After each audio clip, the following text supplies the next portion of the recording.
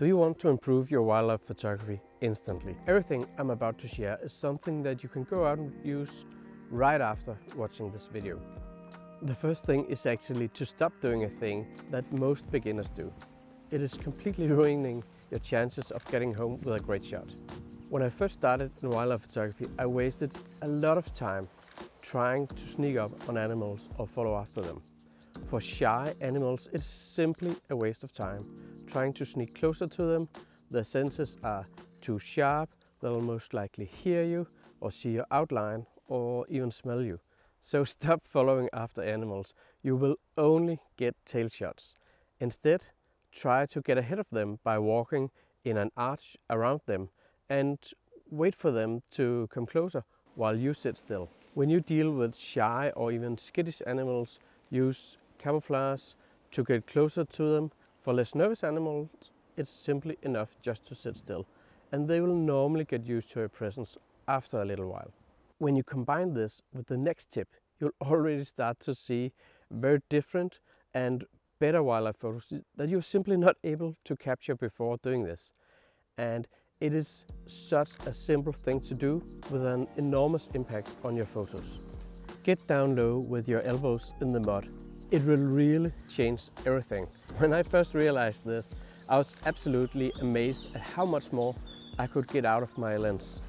And at the same time, I was also very frustrated over how many hours, how many sessions I had wasted not getting this right. You get to eye level with your subject, and it's extremely important. When you look someone straight in the eyes, you can get a connection with them.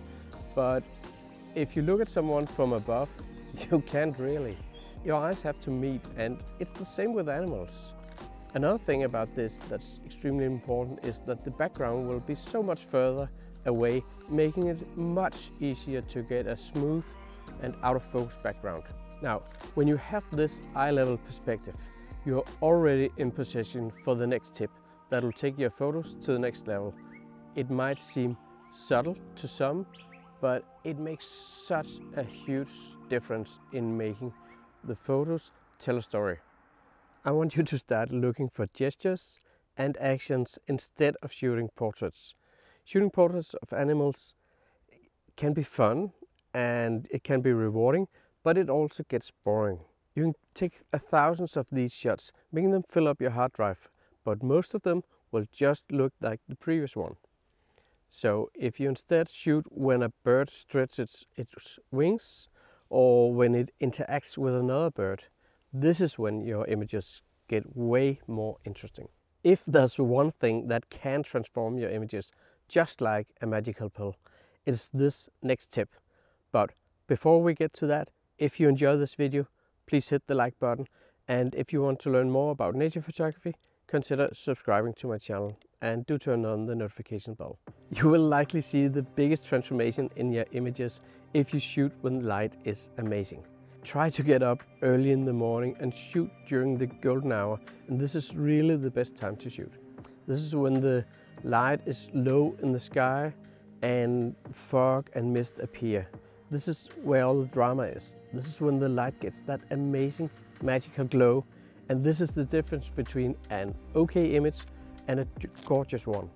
Often I find that backlighting your subject is the most amazing and dramatic light that you can get in wildlife photography. But don't be afraid to experiment with other types of lighting as well. The thing is actually that you get intentional at looking at light and positioning yourself according to the light you want. Even if you do get out and you're ready when the light is perfect, there is still a thing that you absolutely need to take control of so you don't mess up the situation. Otherwise, you'll just waste all the effort you make by getting up early, going to a location where the weather is just right. And this is a huge but also a very common mistake. I think that we've all been there where we missed a shot because we couldn't change the settings on our camera blindfolded. While we fumble around with buttons, the subject or the magical situation is gone. You absolutely need to know the gear you have, what each button or each relevant button does, and when you should use it. This is actually the first thing I do when I get a new camera in my hands. I find out what everything does on the camera and play with all the buttons. I spend a few hours of this, and then from time to time I do a shorter repetition or refresh my memory until it really sticks, and it pays off massively when I'm at the location. Another turning point for many wildlife photographers is changing your mindset about what you want from a photography session. This can have an enormous impact on the types of shots you get home with. I had this really damaging mindset for a long time. It was like shooting for a bucket list. Getting a few sharp photos was enough for me, and then I would walk on to look for other animals. I would get impatient about what I was doing. But guess what? All of my images kind of look the same. Portraits of animals and then another portrait. Don't worry about how many different animals you have in your portfolio. It doesn't matter. So the point here is really that instead you should stick with your subject. Spending time with just a single species will allow you to experience all the variation in what it does. The stories lies in the gestures and the interactions, and you don't get those if you shoot for a bucket list where you move from one subject to another. One thing that will also have a huge impact on your wildlife photography can be a little bit difficult for some, but the good news is that it's also absolutely free, but there is a cost to it, and that is time. You have to shoot more often. I know it can be challenging to get up early, and especially if you have like a full-time job and smaller kids to take care of, it can be really challenging and require a lot of effort and flexibility to make things work so you can get out and shoot more often. To improve in your nature photography, you need dedication and you need to prioritize it. So get out and shoot more often, even though you're tired in the morning, even though you feel the weather's bad. Bad weather gives you more drama.